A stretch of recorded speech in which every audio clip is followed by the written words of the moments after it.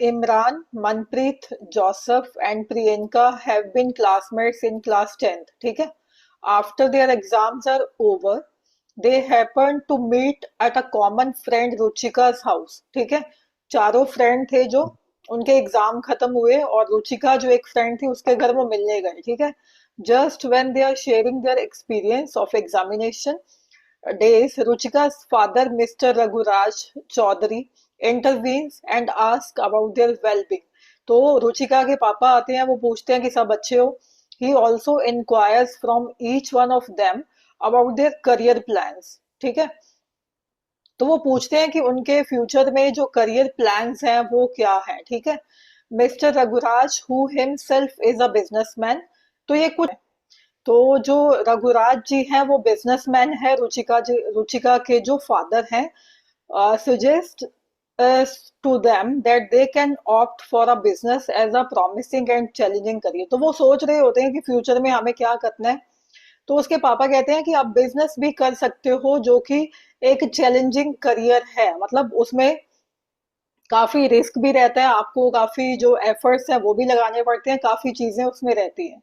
Joseph gets excited by the idea and says, Joseph जो है उनका एक फ्रेंड, वो एक्साइटेड हो जाता है और पूछता है कि ये बिजनेस जो है वो एक अच्छी चीज है. Business is really good for making lots of money. की बिजनेस में तो खूब सारा पैसा बनता है.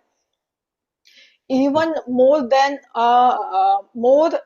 is possibly by becoming an engineer or a doctor. वो कहते हैं कि जितना डॉक्टर और इंजीनियर भी नहीं अर्न कर पाते वो बिजनेस में हम बना सकते हैं. Mister Raghuraj opines, let me tell you young man. तो वो कहते हैं कि मुझे बताने दो आपको बिजनेस के बारे में. There is a lot of more to a business than merely money. वो कहते हैं बिजनेस में सिर्फ पैसे की बजाय और बहुत सारी चीजें आपको देखनी पड़ती हैं. He then gets busy with some other guest. वो दूसरे गेस्ट के साथ बिजी हो जाते हैं, फिर वो बात उनकी वहीं एक बार खत्म हो जाती है. तो आगे वो क्या कह रहे हैं जस्ट देखते हैं हम कि क्या क्वेश्चन क्या है इनका. हाँ, तो ये एक बार हम डिलीट कर लें इसको. ओके, ठीक है. अब हम देखते हैं what actually they want to ask from us, कि क्या पूछना चाह रहे हैं. ठीक है. तो वो क्या कह रहे हैं कि is mister Raghuraj correct in his assertion. Assertion और रीजन, दो चीजें मेनली आपको देखनी होती है ना. जो आपके रीजन असर्शन वाले क्वेश्चन भी आएंगे आपको, है ना. असर्शन एंड रीजन, वही स्टेटमेंट टाइप जो होते हैं और उसका रीजन होता है, वही आ जाता है आपका केस स्टडीज में, है ना.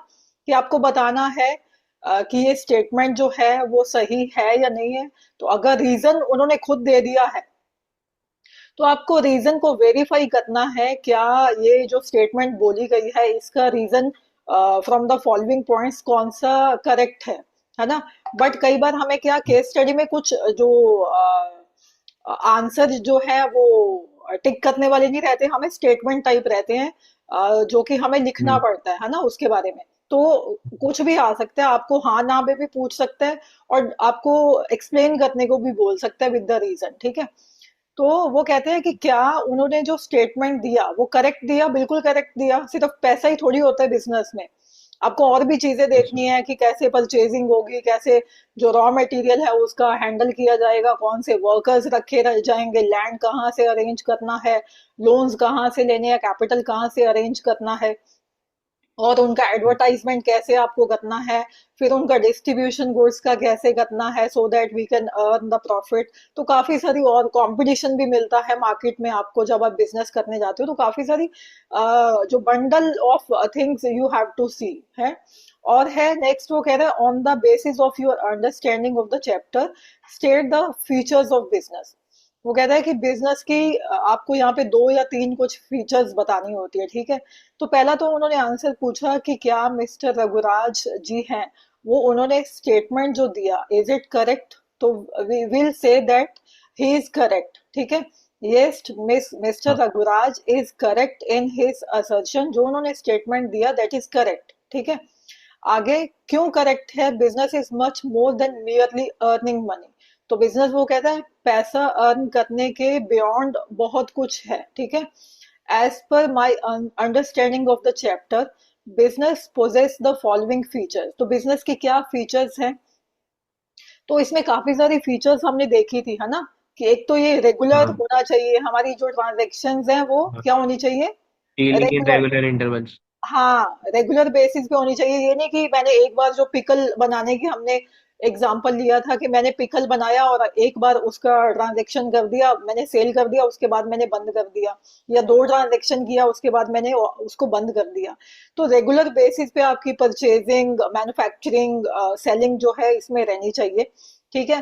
तो सेकंड हमने पढ़ा था कि ये एक इकोनॉमिक एक्टिविटी होना चाहिए। हमें इकोनॉमिक एक्टिविटी मतलब हम कुछ ना कुछ वैल्यू जो है लेके, कंसिडरेशन लेके, फिर मैं आपको ये पेन, हमने पेन बनाने का भी एग्जांपल लिया था ना, कि मैं आपको ये पेन बेच रही हूँ इन ₹20, तो आप मेरे को ₹20 दोगे तभी मैं आपको पेन दूंगी, क्योंकि मैं एक बिजनेस कर रही हूँ। तो बिजनेस क्या हो गई, उसका फीचर क्या है? इकोनॉमिक एक्टिविटी होना चाहिए, मैं फ्री में कुछ हमें नहीं क्या मांग रही, है ना।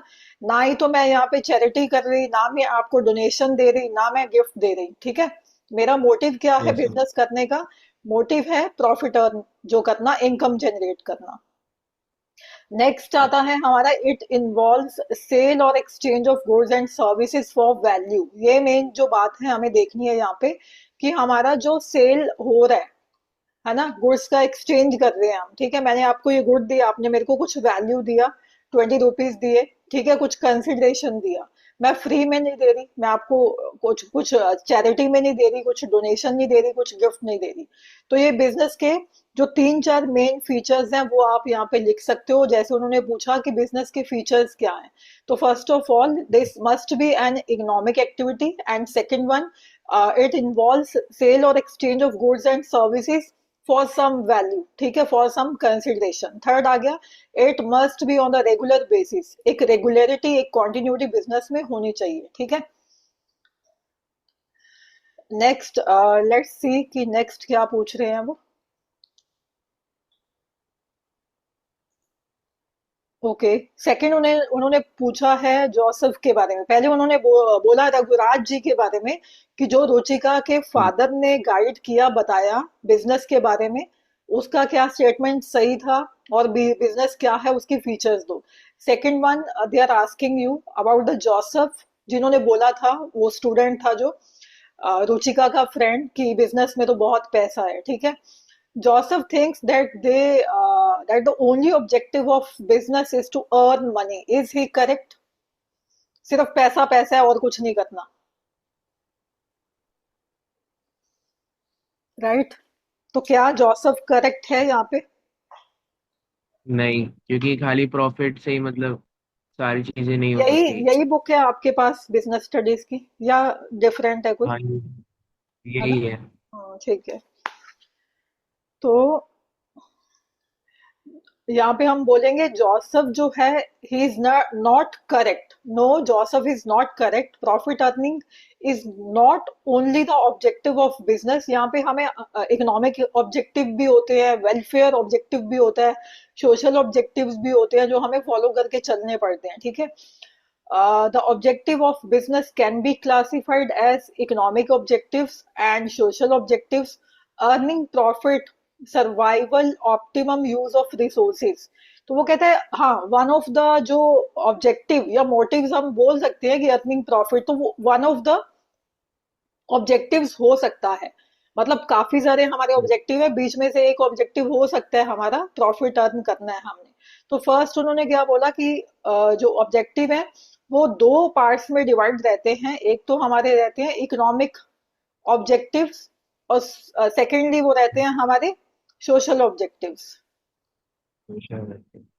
हाँ, कि हमें जो है सोसाइटी को हार्म नहीं करना, इन्वायरमेंट को खराब नहीं करना, तो ऐसे काफी सारी चीजें होती हैं, ठीक है। तो अर्निंग प्रॉफिट हमारा one of the main objective हो गया। नेक्स्ट है हमारा सर्वाइवल, कि हमें सर्वाइव करना है। बिजनेस में बहुत सारा कंपटीशन आपको मिलेगा, तो वहां पे सर्वाइव करने के लिए भी आपको बहुत कुछ करना पड़ता है। Next, optimum use of resources. Optimum use of resources क्या होता है? करेक्ट यूज करना। हाँ, मतलब सपोज ये पेन की एग्जांपल चलो फिर ले लेते हैं। ये पेन्स बना रहे हैं हम, मैंने रॉ मटेरियल मंगवाया, इसका प्लास्टिक मंगवाया, इसका जो निब है वो मंगवाया, इसका कैप जो है वो बनवाया। तो ये मेरे को जो है रॉ मटेरियल मैंने परचेज किया।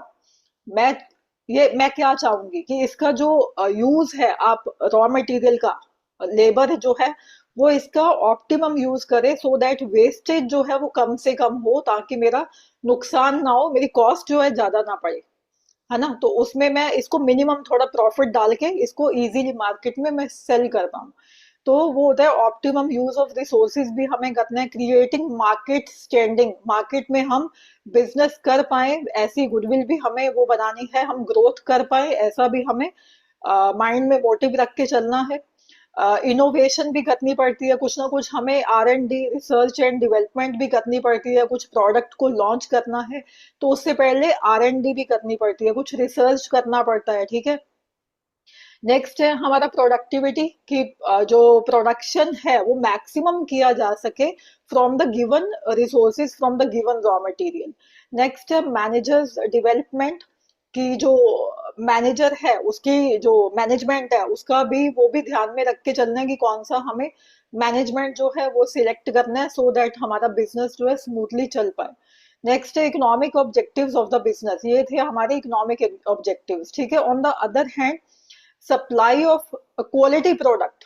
अब ये तो हमने पढ़ लिया कि हमारे बिजनेस के इकोनॉमिक जो ऑब्जेक्टिव है हो गए, कि हमें ये सब जो है अचीव करना है। दूसरी साइड पे हमने पढ़ा था कि सोशल ऑब्जेक्टिव भी कुछ होते हैं, हमें सोसाइटी को भी ध्यान में रखना होता है, ठीक है। तो सोसाइटी को ध्यान में हमें क्यों कैसे रखेंगे हम, कि हम जो भी हमारे कस्टमर्स हैं, राइट, सपोज ये पेन बना रहे हैं या हम कोई सोप बना रहे हैं या शैम्पू बना रहे हैं, है ना।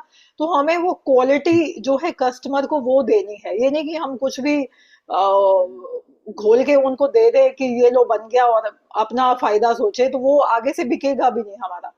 तो हमें क्वालिटी प्रोडक्ट्स देने हैं कस्टमर्स को, अवॉइडिंग अनफेयर ट्रेड प्रैक्टिसेस, हमें किसी के साथ वो मतलब धोखाधड़ी करके आगे नहीं बढ़ना। अगर कंपटीशन, सामने वाला कंपटीशन हमें दे रहा है, अब देखो शैम्पू बनाने वाली कितनी कंपनीज हैं, हेड एंड शोल्डर्स हैं, सनसिल्क है, और ये ट्रेसमे वगैरह है, क्लिनिक प्लस है, पतंजलि के काफी सारे शैम्पूज हैं। तो ये नहीं कि हमें किसी का वो करके कि नहीं कुछ हम ऐसा बोल दे कि नहीं इसका तो बेकार है, गंदा है, कुछ है, तो ऐसा कुछ हमें मैल प्रैक्टिसेस नहीं करनी है। हमें कंपटीशन लड़ना है एक हेल्दी वे में, ठीक है। तो अनफेयर ट्रेड प्रैक्टिसेस नहीं करनी है हमें। हमें एक जो है अपने एफर्ट्स डाल के हमें अपना गुडविल बनाना है। एम्प्लॉय वेलफेयर, अब एम्प्लॉय वेलफेयर हमारा इकोनॉमिक ऑब्जेक्टिव में थोड़ी काउंट हो सकता है।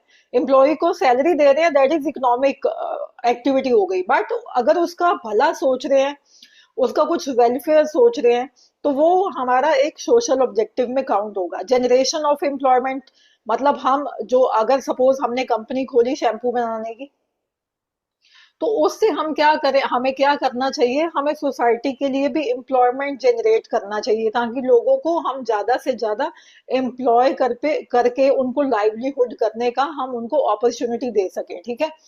आगे है प्रोटेक्शन ऑफ इन्वायरमेंट, कि हम ये नहीं कि हमने चिमनीज लगा दी, नहीं लगाई, और हम जो वेस्ट है वो कहीं भी बहाए जा रहे हैं पानी में, और अपना जो स्मोक वगैरह है वो छोड़े जा रहे हैं इन्वायरमेंट में, विदाउट कंसिडरिंग कि हमें कोई फर्क नहीं पड़ता, है ना। तो ये चीजें हमें नहीं करनी है। बिजनेस में एनवायरनमेंट को भी बचा के चलना है, एम्प्लॉय के वेलफेयर के बारे में भी सोचना है, दूसरों के साथ लड़ झगड़ के काम भी नहीं करना है हमें गलत तरीके से।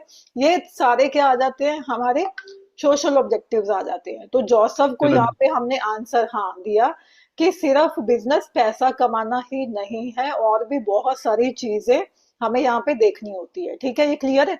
ये ना मैं आपको प्रियांश, ये जो स्लाइड्स है मैं सारी आपको भेजूंगी, ठीक है, ये करने के बाद।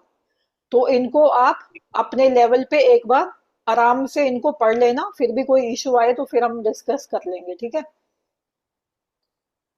तो ये सारी मैं आपको भेज दूंगी। तो ये मेरे को काफी टाइम लगता है एक एक वो ढूंढने में, करने में, सारा कुछ की कौन सी जो है वो लेनी चाहिए। तो मैं भेज दूंगी आपको। नेक्स्ट है हमारी second case study. After completing his studies, Sarthak decided to enter into business to earn profit and create employment opportunities in the country. तो सार्थक ने अपनी स्टडी कंप्लीट की है यहाँ पे, और वो प्रॉफिट भी कमाना चाहता है और जो लोगों को एम्प्लॉयमेंट भी देना चाहता है, ठीक है। Taking advantages of startup scheme the government, he decided to venture into business of manufacturing acupressure chairs. वो कहता है कि मैं तो एक्यूप्रेशर, वो चेयर्स आती है जिन पे वो बैठ जाए तो एक्यूप्रेशर हमारे वो बटन सा दबा देते हैं वो, और वो जो वाइब्रेट करने लग जाती हैं, आपने देखी होंगी है ना, मॉल्स वगैरह में हाँ भी। ये पैसिफिक हाँ मॉल हाँ, मॉल है जो एनएसपी में, वहां भी वो चेयर्स लगी हुई हैं। बाहर नीचे लगी होती है। हाँ, तो मैंने करवाया भी था वहां पे तो वो ऐसे ऐसे सारा वो पार्ट्स उसके चलने लग जाते हैं, तो वो हमारा एक्यूप्रेशर कर देते हैं, ठीक है। तो वो कहता है मैं वो वाली चेयर्स बनाऊंगा। he decided to sell his product not only in India but also abroad. वो कहता है मैं इंडिया में नहीं, बाहर भी बेचूंगा, मतलब फॉरेन में भी अपना सामान जो है एक्सपोर्ट भी करूंगा। Okay, he established his factory in a remote village of Madhya Pradesh. Madhya Pradesh में उसने फैक्ट्री डाल दी। इनिशियली एम्प्लॉयड 20 वर्कर्स भी उसने रख लिए। Being cautious nature, of cautious nature, वो थोड़ा सतर्क अलर्ट वाला नेचर है उसका। he also insured his machines and factory building against the fire, theft and natural calamities. उसने इंश्योरेंस भी करवा लिया, किस किस का, अपनी मशीन्स का, अपनी फैक्ट्री का, अपनी बिल्डिंग का, अपनी मतलब किसके अगेंस्ट, कि कहीं चोरी ना हो जाए, कहीं फायर ना लग जाए, कोई कोई नेचुरल क्लैमिटी से मेरा नुकसान ना हो जाए, तो इंश्योरेंस भी करवा लिया। For the hmm, purpose of finance he obtain the loan from the state bank. तो लोन भी लिया उसने, उसको कैपिटल जो था कम पड़ रहा था, अपना कैपिटल खुद का जो पैसा था, तो उसने स्टेट बैंक ऑफ इंडिया से लोन भी ले लिया। For creating demand for his product he gave a contract to an advertisement company also. Advertising company को उसने कॉन्ट्रैक्ट भी दे दिया। सपोज मैंने शैम्पू शुरू किया कोई बनाना, सपोज हर्बल शैम्पू हम्म, मैंने बनाना शुरू किया, तो उसके लिए मेरे को क्या क्या लगा, मेरे को जो है मशीन्स भी लगानी पड़ी, फैक्ट्री भी सेटअप करनी पड़ी, ठीक है। और हाँ, मैंने क्या क्या किया, मैंने लैंड भी लेना पड़ता। हाँ, मैंने 20 वर्कर्स जो लेबर हैं वो कैसे शैम्पू केमिकल्स वगैरह घोलेंगे, फिर बॉटलिंग करेंगे, उसकी पैकिंग करेंगे, तो वो मैंने 20 लेबर भी हम्म, रख ली, ठीक है। और मुझे कम कैपिटल पड़ रही थी, मेरे पास 2 लाख ही थे। और 2 लाख हम्म, का क्या किया मैंने, स्टेट बैंक ऑफ इंडिया से लोन भी ले दिया, ठीक है। इसकी एडवर्टाइजिंग के लिए मैंने किसी जो है जो एक्टर है, सपोज मैंने आमिर खान को हायर किया कि वो मेरी एड करेगा, ठीक है। तो ये सारा कुछ मैंने कर लिया, ठीक है। यहाँ पे वो कह रहा है कि सब हमने ये कर लिया है। आगे देखते हैं कि क्या क्वेश्चन पूछ रहे हैं वो। तो ये अगर हम एक बात देखें यहाँ पे, तो ये सारी क्या है, ये सर्विसेज हैं जो वो कर रहे हैं, इंश्योरेंस सर्विसेज और बैंकिंग हाँ सर्विसेज, है ना, ये सारी सर्विसेज है वो जो ले रहा है। चलो लेट्स सी कि क्या वो पूछ रहे हैं क्वेश्चन। तो वो आपको डिटेल्स देंगे, उसमें से ही वो आपको पूछेंगे। ठीक ओके, ठीक है।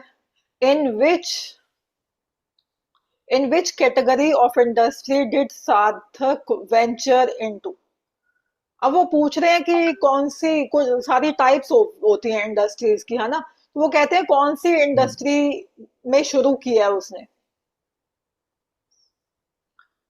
क्या वो मैन्युफैक्चरिंग रिलेटेड है कि कुछ बनाना है हमें मशीनों से, या वो कुछ असेंबलिंग नेचर की है, कैसी इंडस्ट्री है वो जिसमें वो काम उसने शुरू किया है। जैसे वो गुड्स प्रोड्यूस वगैरह कर रहा है, बिजनेस के तो स्टार्टअप अगर करके। गुड्स प्रोड्यूस कर रहे हैं, सपोज हम शैम्पू का प्रोडक्शन कर रहे हैं, वो तो हो गया मैन्युफैक्चरिंग या प्रोडक्शन, ठीक है।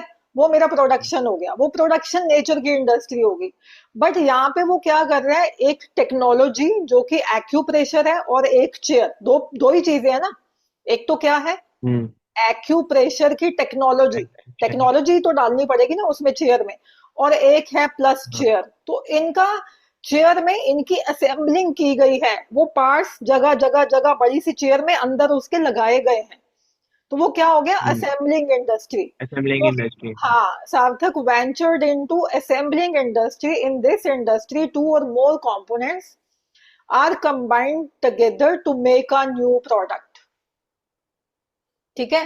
तो यहाँ दो या उससे ज्यादा प्रोडक्ट लगा के, एक्यूप्रेशर के, हमने उस चेयर में डाल के, तो दो चीजों के कॉम्बिनेशन से जब हम एक प्रोडक्ट बनाते हैं तो ठीक है। उसको आप बोलते हो असेंबलिंग। ठीक है, तो ये तो हमने इसका आंसर दे दिया। नेक्स्ट देखो क्या पूछ रहा है। ओके, नेक्स्ट वो पूछ रहा है इज सार्थक इनोवेटिव। हाँ, तो इनोवेटिव तो है ही वो, है ना, कि उसने हम्म। मतलब सोचा कि मैं ये फिट करूंगा वहां पे, ये वहां पे फिट करूंगा, और वे वो एक अच्छी सी चेयर जो है रेडी हो जाएगी। Is Sarthak innovative? Support you answer. Yes, Sarthak is innovative as he is thinking of making an uncommon product, acupressure chair. तो अगर सिंपल हम कोई शैम्पू साबुन बना रहे हैं तो हम वो नहीं कह सकते कि हम बहुत इनोवेटिव हैं, हमने कुछ बहुत बड़ी खोज कर दी। तो ये जब पहले चेयर्स आई थी तो हमें ये लगा था कि कितनी इनोवेटिव चीज है ना, जब ये नई नई आई थी। हम्म। तो इसलिए हाँ, कि उसने एक अलग तरीके से, एक इनोवेटिव तरीके से सोचा है। ठीक है, नेक्स्ट हम्म। है हमारा।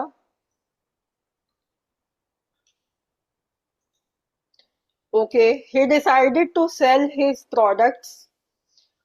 वो कहता है कि वो उसने क्या सोचा है। He decided to sell his product not only in India but also abroad. Which categories of trade are being referred here?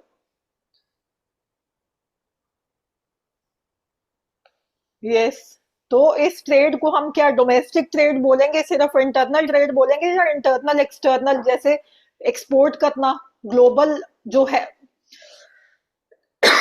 Internal और एक्सटर्नल बहुत होगी ना, क्योंकि अब्रॉड भी बेच रहे हैं हाँ, और हमारे यस, कंट्री के अंदर भी बेच वेरी गुड वेरी गुड। हाँ, तो इंटरनल तभी बोलेंगे हम जब खाली वो बोलता अगर इंडिया में ही बेचूंगा फिर हम बोलते कि इंटरनल ट्रेड है। अगर वो बोलता कि खाली बाहर ही बेचूंगा तो वो एक्सटर्नल ट्रेड हो जाता। अब उसने बोला not only in India but also abroad, तो हम बोलेंगे बोथ वो ट्रेड करेगा, internal as well as external. ठीक है, नेक्स्ट है हमारा।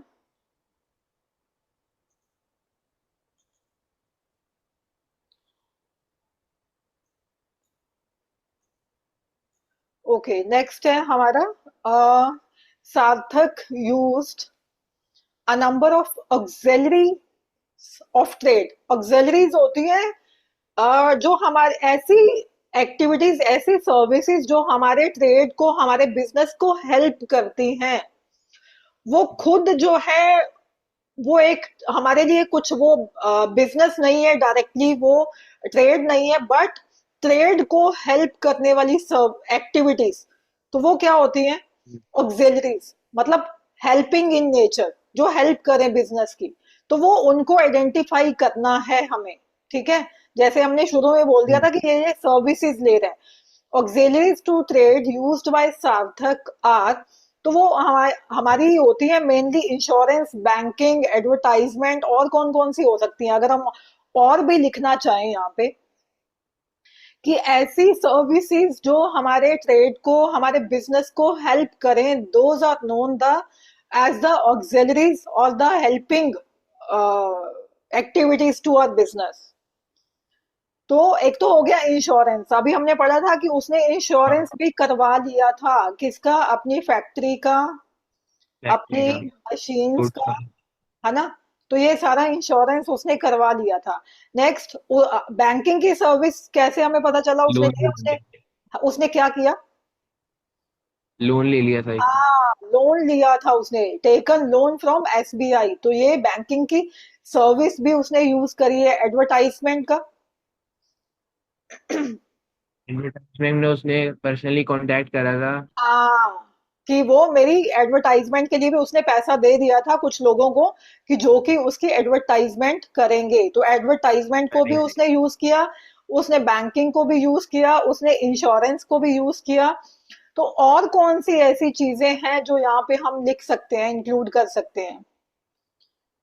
Where housing. हाँ, yes, warehousing, very good, brilliant. और भी दो तीन होती हैं,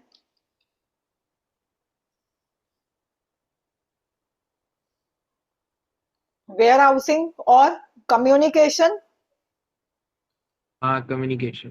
क्योंकि हमें कॉल्स वगैरह करनी पड़ेंगी तो वो जरूरी है कि कस्टमर्स का कॉल आएगा कि इतना मेरा बुक कर दो माल, इतना मेरा बुक कर दो, फिर हम कॉल करेंगे कि ये भाई ले जाओ आप, या फिर और क्या करेंगे हम, ट्रांसपोर्टेशन। तो ये सारी ऑक्सिलरीज हैं टू आवर ट्रेड, जो कि हम यूज करते हैं बिजनेस में, जो कि हमारी हेल्प करती हैं बिजनेस करने में। ऐसी सर्विसेज जो कि मेनली है हमारा insurance, banking, advertising, warehousing, communication, transportation. Raw material मंगवाना है फिर भी आपको ट्रांसपोर्टेशन का यूज करना पड़ेगा, ट्रक्स वगैरह, वैन्स वगैरह चाहिए, जो कि आपका जो इनपुट्स है वो लेके आएंगी फैक्ट्री में। फिर आप क्या करोगे, गुड्स को बनाओगे, फिनिश गुड्स को सेल करने के लिए मार्केट में भेजना है तो भी आपको ट्रांसपोर्टेशन चाहिए, कन्वेंस चाहिए, व्हीकल्स चाहिए, ठीक है। कम्युनिकेशन, आपको कॉल्स वगैरह करने पड़ेंगे सबको कि तू मेरा माल भेज दे, तुम अपना ले जाओ, ये कर लो, पैसे दे दो। तो कम्युनिकेशन भी हमें वो करना पड़ेगा। और हो सकता है कि हमें अभी सामान नहीं बेचना, कुछ स्टोर भी करना पड़े, तो हमारा वेयर हाउसिंग भी यहाँ पे आता है, ठीक है। तो ये आप और भी लिख सकते हो यहाँ पे, अगर वो रिलेटेड बिल्कुल ना पूछे तो और भी आप लिख सकते हो कि ये होती है, ठीक है। वो वाला पीछे वाला क्लियर है, प्रीवियस क्वेश्चन, नया शुरू हो रहा है अब, ठीक है। कुछ याद आ रहा है कि कुछ ऐसा किए थे केस स्टडीज कभी या नहीं? केस स्टडीज क्या कह रहे हो? केस स्टडीज जो मैम ने करवाए थे, कुछ याद आ रहा है कि कुछ कौन सा किया था? हाँ, इंडस्ट्री वाला ये सब तो कराया था, याद आ रहा है। हाँ, ठीक है। तो नेक्स्ट है हमारा case study number 3, Nirmal looking at the possibilities of doing business. But आपको बस प्रियांश, आपको नॉलेज होनी चाहिए चैप्टर की। आई ऑलवेज से कि चैप्टर अच्छे से पढ़ो, एक वर्ड भी आपको मिस नहीं करना है चैप्टर में से। अगर आपको चैप्टर क्लियर है, टिप्स पे है, तो दुनिया का कोई भी केस स्टडी आ जाए, दुनिया का कोई भी एमसीक्यू आ जाए, कोई भी क्वेश्चन उठ के आ जाए, तो आप कर लोगे, उसमें कोई इशू नहीं आएगा। ये नहीं कि आपको अलग से वो क्रैमिंग करनी है, मगिंग अप करना है कुछ, कि मेरे को बस ये वाला फिक्स है, ये पार्ट ही पढ़ना है, या ये क्वेश्चन को रटना है, वैसा कुछ जो है मेंटेलिटी नहीं होनी चाहिए आपकी। तो Nirmal, looking at the possibilities of doing business, decided to start his equity research firm online. He put his content on the web for the companies, also advised them. Indian infoline.com, launched by him, also started e-booking in India. तो वो कहते हैं कि निर्मल सोच रहा था कि मैं कौन सा बिजनेस करूं, फिर उसने इक्विटी रिसर्च का बिजनेस शुरू किया, जिसको कि उसने अपना वेब पेज वगैरह भी बनाई, वेबसाइट बनाई, और उसने ई बुकिंग जो है उसकी स्टार्ट की। Nirmal is engaging in which type of business activity, explain. तो निर्मल जो है उसने कौन सा काम किया है, वो ऑनलाइन काम किया है उसने। ऑनलाइन कोई प्रोडक्ट नहीं बेच रहा, वो कंसल्टेंसी सर्विसेज देगा रिगार्डिंग योर इक्विटी, जैसे शेयर कैपिटल होती है ना कंपनी में, उसके रिगार्डिंग उसकी जो एनालिसिस है वो करेगा, फिर आपको उसके बारे में वो बताएगा, अपनी सर्विसेज देगा, ठीक है। तो सर्विसेज का बिजनेस उसने स्टार्ट किया, क्योंकि वो प्रोडक्ट नहीं सेल कर रहा है यहाँ पे। Service sector includes commercial firms engaged in banking, communication. तो वो क्या कर रहा है कि कमर्शियल जो एक एक्टिविटी जो होती है उसके रिलेटेड वो काम कर रहा है, ठीक है। ट्रांसपोर्टेशन हमारी, जैसे हमने पढ़ा होता है, इंश्योरेंस की सर्विसेज होती है, वेयर हाउसिंग की सर्विसेज होती है। तो उसने एक सर्विसेज का बिजनेस शुरू किया है, ठीक है। तो बाकी तो हमने एग्जांपल्स दे दी यहाँ पे ना सारी, कि सर्विसेज में कौन कौन सी चीजें आती हैं, बट मेनली क्या है, उसने सर्विसेज का बिजनेस स्टार्ट किया है। नेक्स्ट है हमारा, हाँ चलो इसी का एक पार्ट और है question. Name name other business activities apart from the one started above. Other business activities apart from services, business activities can be in manufacturing area और ट्रेडिंग एरिया। तो वो कह रहे हैं कि सर्विसेज के अलावा और कौन सी चीजें जो हैं उनमें हम बिजनेस कर सकते हैं। तो अदर बिजनेस, अभी ये निर्मल के बारे में भी नहीं बात कर रहा, अभी वैसे ही पूछ रहा है कि और कौन सी बिजनेस एक्टिविटीज हो सकती हैं कि जिसमें हम काम कर सकते हैं, ठीक है। तो other, apart from the services, हम बिजनेस कर सकते हैं, ठीक है।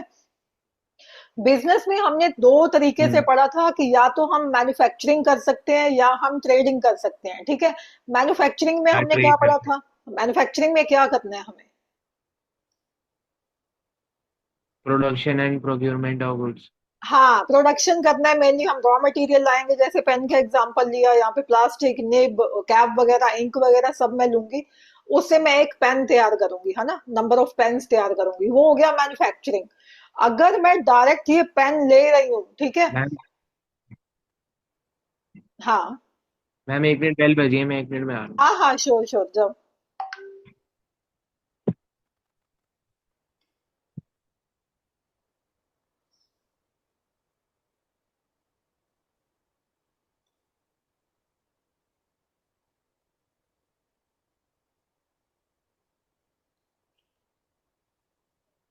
हाँ जी मैम। हाँ ठीक है। या तो हम मैन्युफैक्चरिंग करेंगे या हम ट्रेडिंग करेंगे। सपोज ये मैंने पेन ट्रेडिंग कंपनी करेंगे। से, हाँ, डायरेक्ट ले लिए मैंने और मैं बेचना शुरू कर दिया मैंने, ठीक है, मैंने बनाया नहीं कुछ भी।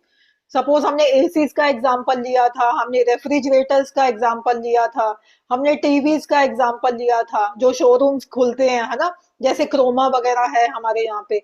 तो क्रोमा जो है वो एक शोरूम है जहाँ पे मिक्सचर है इलेक्ट्रॉनिक गुड्स का। वो सारी कंपनीज से लेते हैं और वो बेचना शुरू कर देते हैं, वो बना तो नहीं रहे ना कुछ। नहीं। हाँ, तो वो क्या कर रहे हैं, वो ट्रेडिंग कर रहे हैं, ठीक है। तो ये आपको डिफरेंस जो है वो बहुत कम टीचर्स बताएंगे, वो कहेंगे मैन्युफैक्चरिंग और ट्रेडिंग आता है इसमें। तो ये डिफरेंस कोई नहीं बताता। फिर ये कंफ्यूजन जो है बना रहता है कि मैन्युफैक्चरिंग क्या है, ट्रेडिंग क्या है। तो ये सारी चीजें आपको क्लियर होनी चाहिए। Next we have, okay, case study number 4, जिसमें what they are saying, Gauri, a housewife, sells old newspapers every month. Her family is a joint family. आपको बहुत सारा करना है तो हम थोड़ा स्पीड से करेंगे इसको, ठीक है, एक बार। And they daily subscribe to 4 newspapers, she is able to sell them about 800। वो कहते हैं कि 4 न्यूज़पेपर डेली आते हैं गौरी के घर में, क्यों? क्योंकि उसकी बड़ी फैमिली है। तो गौरी क्या करती है, 800 रुपए कमा लिया करती है हर महीने पेपर बेच के। Is Gauri engaged in business activity? Identify the characteristics of business which are missing in the above act. तो गौरी क्या है, यहाँ पे बिजनेस कर रही है क्या? नहीं।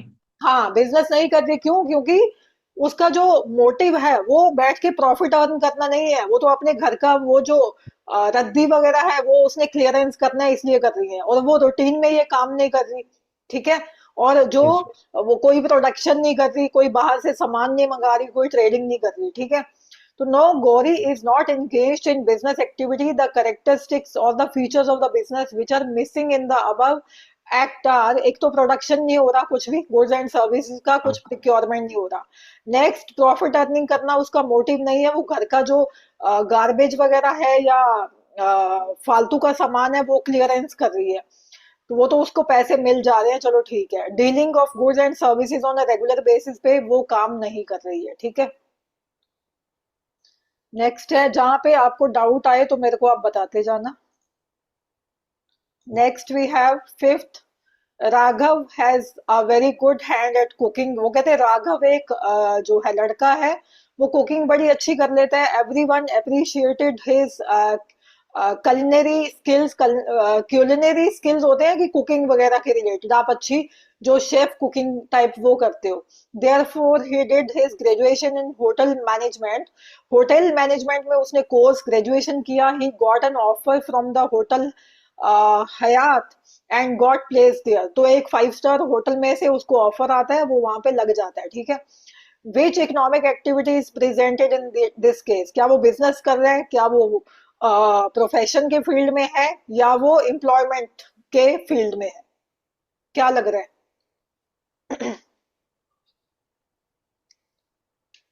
तीन चीजें हमने पढ़ी थी, प्रोफेशन, एम्प्लॉयमेंट क्या है? हाँ, हाँ। बिजनेस और एम्प्लॉयमेंट। तो he is employed somewhere, that's why we can say कि वो एम्प्लॉयमेंट यहाँ पे हमें जो केस है उसका दिख रहा है, ठीक है। नेक्स्ट वी हैव, ओके ठीक है, उसी का पार्ट है अभी। राघव जो है हैड अ वेरी गुड, नहीं आई थिंक ये कर लिया हमने, ठीक है, ये रिपीट हो रहा है। ठीक है, name the other two types of economic activities, other economic activities. अच्छा ठीक है, वो कहता है कि एम्प्लॉयमेंट तो आपने बता दिया, और बाकी दो बची एक्टिविटीज है वो क्या होती है? हाँ, बिजनेस हो गई, प्रोफेशन हो गई, या एम्प्लॉयमेंट। राइट, तो तीन ही होती है जो हमने पढ़ ली थी। तो एम्प्लॉयमेंट की बात तो हमने पहले बता दी, हम्म। अब आप बता दोगे बिजनेस होता है और प्रोफेशन होता है, ठीक है। ये हम डिस्कस कर चुके हैं डिटेल में। नेक्स्ट है, ठीक है, केस स्टडी नंबर 6। क्या कह रहा है वो? Rohit sells his PlayStation to his friend at a profit of 1500। Rohit ने अपना जो प्ले स्टेशन है वो अपने फ्रेंड को 1500 में बेच दिया, प्रॉफिट पे। Is it a business activity? Sohan has a shop which sells electronic toys including PlayStation. He also buys second-hand PlayStations and sells them to earn profit. Is this a business activity? Explain any two.